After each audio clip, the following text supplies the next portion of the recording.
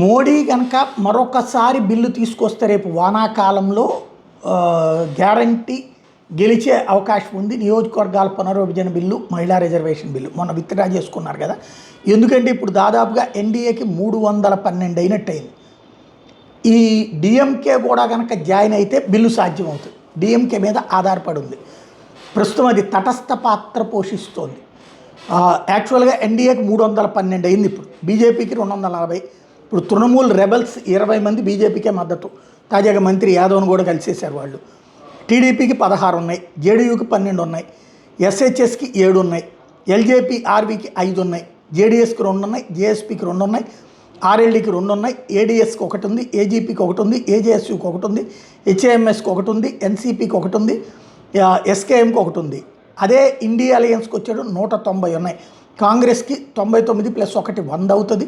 SP 37, ఎస్ఎస్యూబీటీ 9, Trinamool 8, ఎన్సీపీఎస్పీ 8, CPIM 4, ఆర్ఏడి 4, IUML 3, JMM 3, CPI 2, CPIML 2, జేకేఎన్సీ 2, VCK 2, BAP 1, KEC 1, MDMK 1, RLP 1, RSP 1, స్వతంత్రులు 1. ఇతరుల వైపు నుంచి చూస్తే 38. ఇందులో డిఎంకే 22.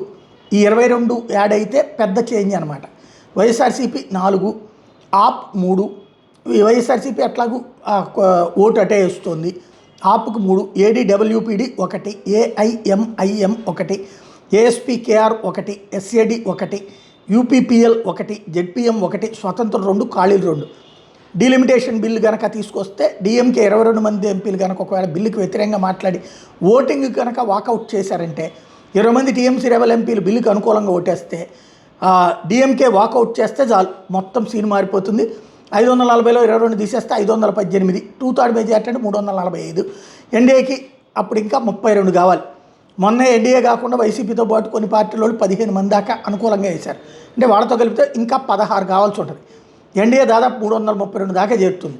ఇప్పటికే ఉద్ధవ్ థాకరే పార్టీ, శరద్ పవార్ పార్టీ లాంటి వాళ్ళు ఇటు జాయిన్ అవ్వాలని తహతాలాడుతున్నారు. కానీ డిఎంకే కనుక ఓటుకు అనుకూలంగా వేస్తే మొత్తం కథ మారిపోతుంది. డిఎంకే ఆలోచనే ఇక్కడ కీలకమైనటువంటిది. కాంగ్రెస్ మీద కోపంతో కనుక బీజేపీ తీసుకొచ్చే ఈ ఓటుకు కనుక సపోర్ట్ చేస్తే మొత్తం సీన్ మారిపోతుంది. లేదా ఉన్నోళ్లలో ఓ 25 మందిని వాకౌట్ చేయించాల్సి ఉంటుంది. ఏం జరుగుతుందో చూడాలి.